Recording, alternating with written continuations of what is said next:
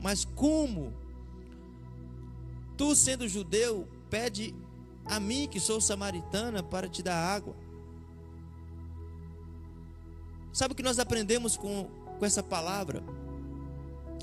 Que muitas vezes quem coloca a barreira entre nós e Deus, aliás, sempre quem coloca a barreira entre nós e Deus somos nós mesmos.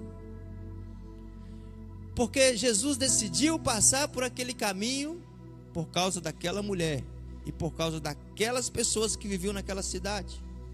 Jesus quebra a barreira da religião, a barreira do preconceito, e pede água para ela, que era samaritana e além de tudo era mulher. E mais do que isso, uma mulher que não era talvez bem vista naquela sociedade. Então, para Jesus não havia barreiras. Pelo contrário, ele quebrou todas as barreiras para se encontrar com ela, para se revelar a ela. Mas na primeira oportunidade que aquela mulher tem de responder ao amor de Deus, à graça de Deus, o favor de Deus, ela simplesmente diz: mas como o Senhor, sendo judeu, pede para mim, que sou samaritana? Ou seja, havia naquela mulher muitos bloqueios mentais, bloqueios que estavam travando ela, e ela, por ser talvez já tão sofrida por tantos preconceitos, ela mesma não se achava digna, quem sabe, de estar conversando com aquele homem que ela nem sabia quem era. E nessa noite eu quero dizer para você, quem sabe Deus está usando esta live, este canal, para você que está em casa, poder receber o amor, a graça e o perdão de Jesus. Talvez alguém compartilhou essa live no status do WhatsApp, alguém mandou num grupo, talvez um colega seu, e você resolveu entrar. Talvez você não entraria numa igreja, talvez você se acha tão pequeno, talvez você se acha tão indigno, mas eu quero te dizer que Jesus quer se encontrar com você também hoje. Não há barreiras que possam impedir você de se encontrar com Ele. E Jesus disse para aquela mulher: mulher, se você soubesse quem te pede essa água, você me pediria, eu te daria água viva. E aquela conversa foi rendendo, e de repente Jesus chega num ponto que mexeu com as estruturas daquela mulher. Ele disse: vai, chama o seu marido, porque ele sabia que ela não tinha marido. Essa era a grande sede daquela mulher, um amor que ela nunca encontrou. Esse era o grande trauma na vida daquela mulher, era a grande questão na vida daquela mulher. Sabe, eu fico maravilhado, um Deus que criou todas as coisas, pensa na grandeza desse Deus, criou os céus, criou a terra, criou o mar, criou as estrelas, mas Ele se inclina até nós e se preocupa com particularidades nossas, coisas que dizem respeito a você. Talvez você que está me ouvindo e vendo agora diga assim: esse problema que eu estou passando, essa situação que eu estou passando, talvez Deus nem vai se importar, mas Deus, o Criador de todas as coisas, Ele conhece cada particularidade da sua vida, e Ele coloca o dedo nessa ferida porque Ele quer curar essa ferida. E Jesus disse: eu sei que você não tem marido, você disse bem, o que você tem agora não é seu, você já teve 5. E Ele começa a entrar no mais profundo do ser daquela mulher, nas coisas mais íntimas e profundas. E ela disse: agora eu sei que o Senhor é um profeta, porque está falando coisas que só eu sei. Só Jesus pode entrar e mudar a sua vida e tocar em coisas que são do seu íntimo. Primeiro, Jesus quebra a barreira do encontro, dele ser homem, dela ser mulher, dele ser judeu, dela ser samaritana, e ela resiste. Agora Jesus entra na sua intimidade. Agora Jesus disse: está dizendo para ela: eu te conheço, conheço a sua vida, conheço a sua história, conheço a sua dor. Nós temos mais de 6 bilhões de habitantes na face da terra, e o Senhor conhece você pelo seu nome, o Senhor conhece a sua história, o Senhor conhece os seus pensamentos, o Senhor sabe o seu levantar, o seu deitar, o seu caminhar. Isso é maravilhoso. Ele se importa com você. Mas aquela mulher ainda tinha tantas coisas que estavam bloqueando ela, ainda tinha tantas perguntas, ainda haviam tantos questionamentos, e talvez assim está você. Quantas vezes nós estamos falando aqui de Deus e você já pensa em outra coisa? Você já pensa: mas eu não quero ser dessa religião, mas eu não concordo com isso, mas e se Deus não existir? Mas e fulano de tal? Mas e aquela igreja? Mas e esse sistema? Mas eu não concordo com isso. Você já percebeu quanto as pessoas estão amargas? O quanto as pessoas estão amarguradas? O quanto as pessoas estão fechadas? O quanto as pessoas estão bloqueadas? O quanto as pessoas estão traumatizadas e não se abrem para o amor e a graça de Deus? E mesmo ela reconhecendo que Jesus era um profeta, ela ainda tem questionamentos. E um primeiro questionamento que ela apresenta é da adoração. Ela diz: se você é um profeta, eu reconheço isso, mas os meus pais dizem que eu tenho que adorar aqui nesse monte. Os judeus da sua raça dizem que é em Jerusalém o lugar que se deve adorar.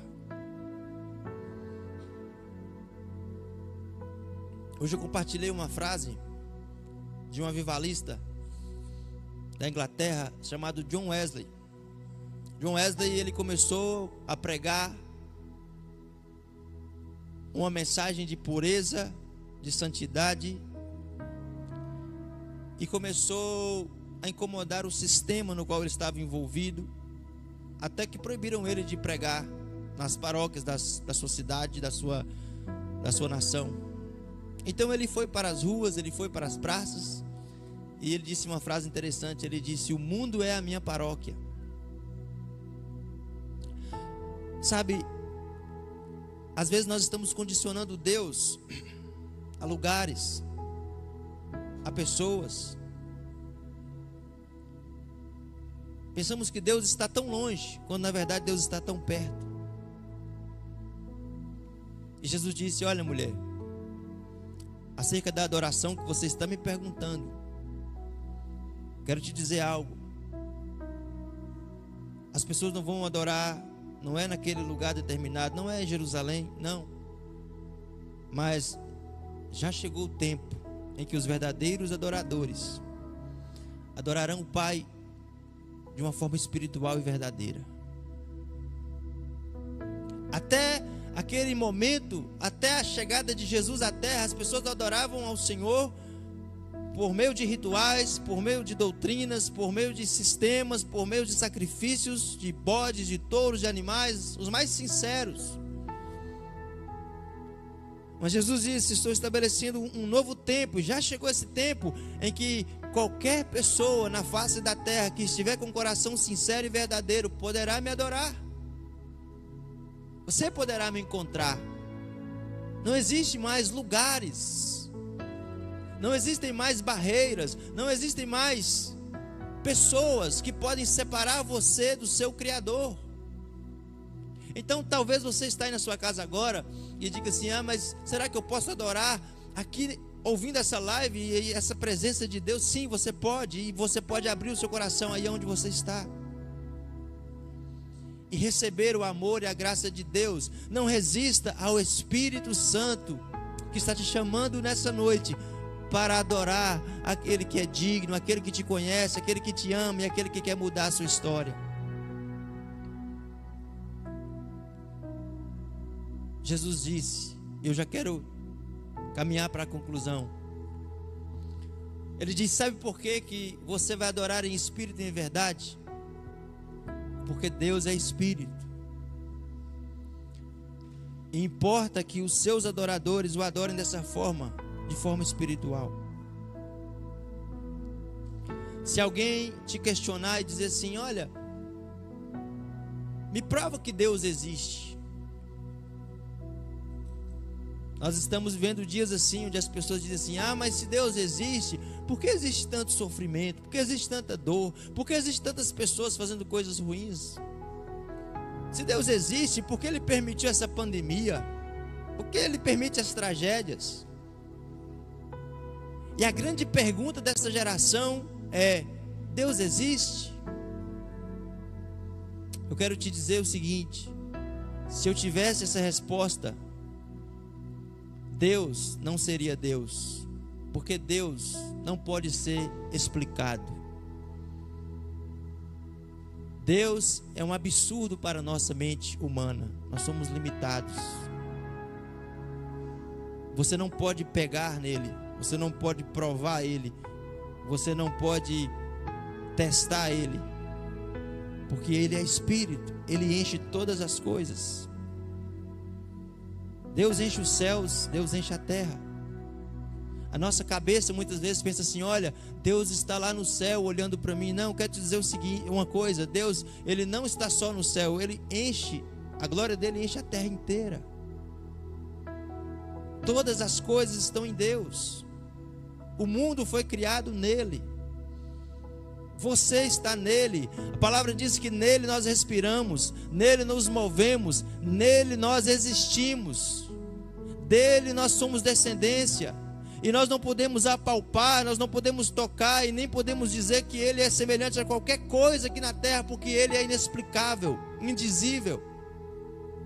Ele é espírito, e somente um coração verdadeiro, através de uma experiência espiritual, pode alcançar essa presença gloriosa. Eu acredito que quando Jesus foi quebrando os argumentos daquela mulher um por um, ela disse: só resta uma coisa agora. Faltava o último round para que ela fosse nocauteada, né? Olha como que nós resistimos. Deus está querendo se revelar a nós, o Espírito Santo querendo se revelar a você, e você coloca tantos empecilhos: religião, pessoas, preconceitos, pecados. Aí a última coisa que ela diz, já meio cambaleando, que ela já não está aguentando mais resistir a essa graça, esse amor de Deus, ela diz: eu sei que quando Cristo vier, quando o Messias vier, Ele vai falar tudo isso que você está falando e vai me explicar. E Jesus disse: você não entendeu ainda, eu estou falando com você, eu sou aquele que está falando com você, eu sou o Cristo. Sabe, todos os dias Deus está falando com você. O problema é que nós estamos surdos para ouvir a voz de Deus. Quem poderia imaginar? Aquela mulher não poderia imaginar que na beira de um poço, pegando a água, algo que ela fazia com tanta rotina, ali Deus estava falando com ela. Talvez hoje, lá no seu trabalho, Deus falou com você, você não percebeu. Deus usou uma criança para te dar um presente e você não percebeu que era Deus que estava usando aquela criança. Deus fez cair uma flor. Deus liberou um pássaro que voou na sua frente e você não percebeu que Deus estava falando. Deus usou uma circunstância, Deus usou um momento. E você está falando: Deus não me ama, Deus não fala comigo. Mas Deus está falando: meu filho, é você que está surdo, eu estou falando com você. Então não espere mais alguma coisa. Mas quando isso acontecer? Mas quando eu morrer? Mas quando eu deixar o pecado? Mas quando eu largar esse vício? Mas quando eu fizer aquilo outro? Não. A hora é agora de você ter uma experiência com Deus. O momento é agora, vem a hora e já chegou. Jesus já está falando agora com você. E Ele quer mudar a sua vida agora. Agora. Então eu quero, nesse instante, orar por você que está na sua casa.